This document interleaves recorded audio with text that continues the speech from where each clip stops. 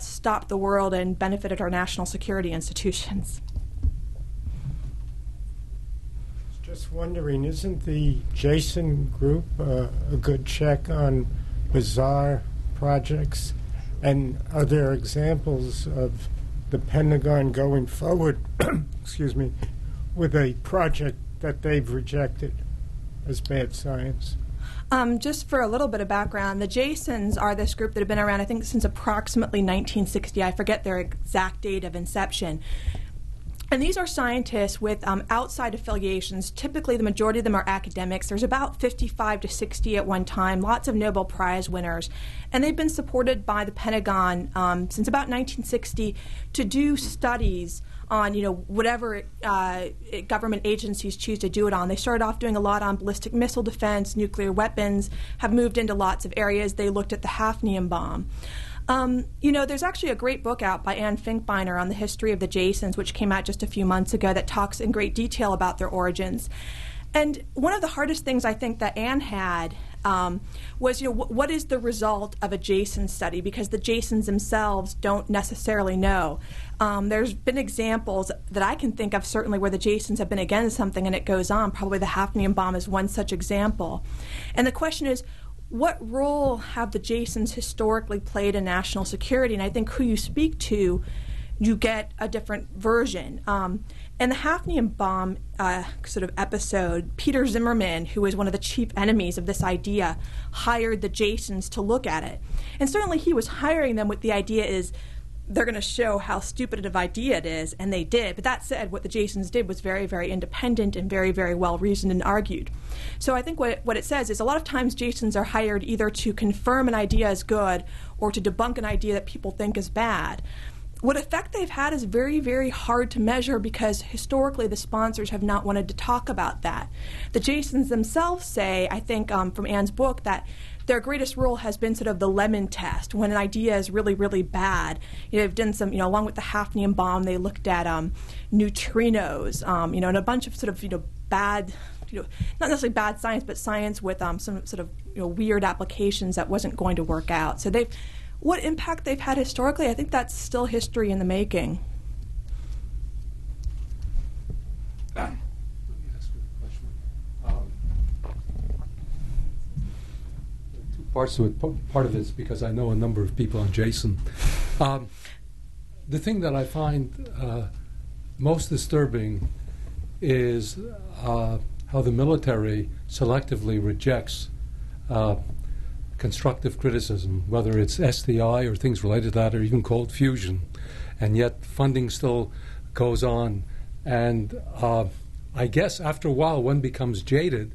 And I was curious, you seem to have implied that while you were working in the defense industry, you had a much more benign view of what objective criticism is, and then when you became a journalist, you began to see a different perspective. And I'm just a little surprised at that, because there are many examples that could make you quite skeptical, even if you're working for the defense industry. It's interesting being on both sides of it, because I think both sides are very jaded. Those of us who write about the defense industry are, I think, really jaded, because there are these moments where we turn to our colleagues and be like, well, didn't we just hear this? Wasn't the F-22 over budget a year ago? And didn't missile defense, have its miss? You begin to hear the same things over and over and over again.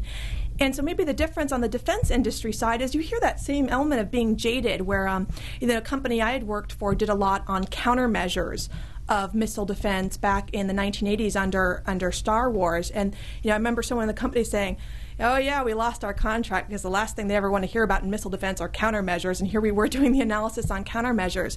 But the difference is with defense industry is this is their business. They have to go on and earn money because that's what their shareholders want, that's what the employees want. So it's different motivations, but it's the same idea of being jaded, that you see the same mistakes being repeated, you see the same advice being rejected, and nothing ever changes. And I think that the difference between what I do on a daily basis in this book and some of the response I've gotten was, what we report on a daily basis is, $20 billion, $30 billion, and the numbers become staggering, a space satellite program being, $30 billion over budget. And so people would say, well, an isomer bomb or psychics or cold fusion or whatever the program du jour, that's only $2 million, $20 million, $30 million. And I become really insulted because maybe it's from seeing the $20 billion, and I still say, that's still taxpayer money. That ain't free. And also, what the perspective is that satellite programs run $30 billion over budget, but science and basic science, and this is something that was new to me, operates on a completely different perspective. I once asked a scientist, how much would a Nobel Prize winner in physics get for his lab or her lab, just on average? And, obviously the numbers vary, but I was told, $1 million a year is a very respectable budget. So now you talk about a scientist, as I describe in this book, who repeatedly got bad peer reviews, was repeatedly, really debunked by the scientific community, and has gotten $20 million, $30 million funded at this. And I call this the cost of lost opportunities. You can say it's only $20 or $30 million, but imagine, the work that Charles Towns did on the maser, the precursor to the laser. That wasn't a lot of money either.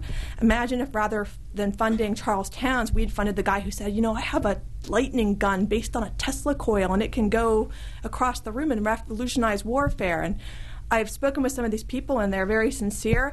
And I guess I would say, well, there should be a standard for how we decide what to invest in. And the only standard I've seen that really works seemed to be, some form of peer review and the scientific community looking at these things. Hi,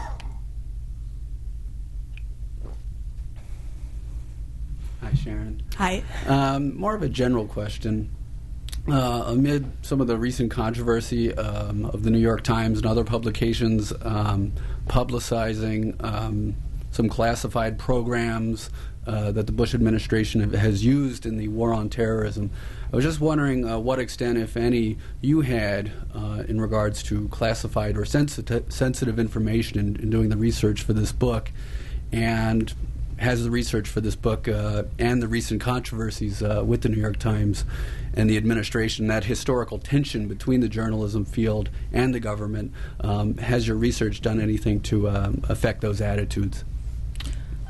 Yeah, one of the things that I think made the history of the isomer bomb writable was because it was still at the level of basic science. A lot of things, this book about, the current missile defense would not have been able to be written because too much of it would have been classified.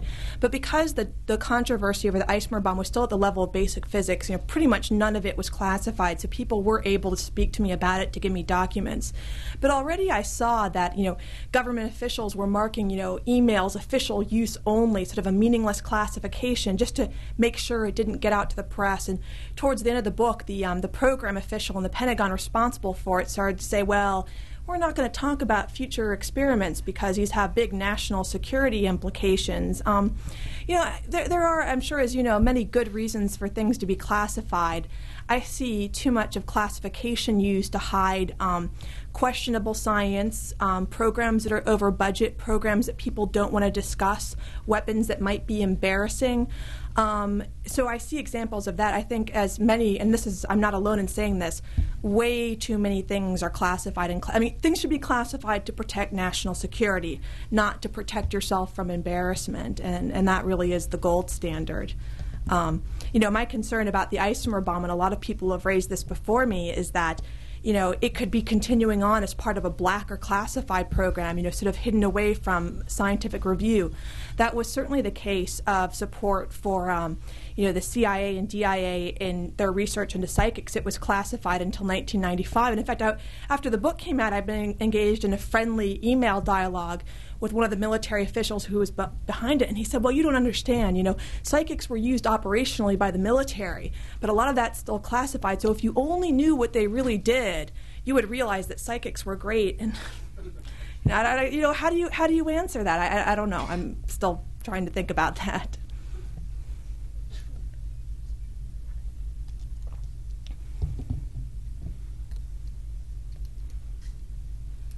If you could talk a little bit about some of the scientists that you met. It sounds like you've talked to some people who have these ideas that they just are never going to give up on. And so I wonder if, after talking to them and interviewing them and kind of knowing that it's really on the fringe and it's bunk, what do you think?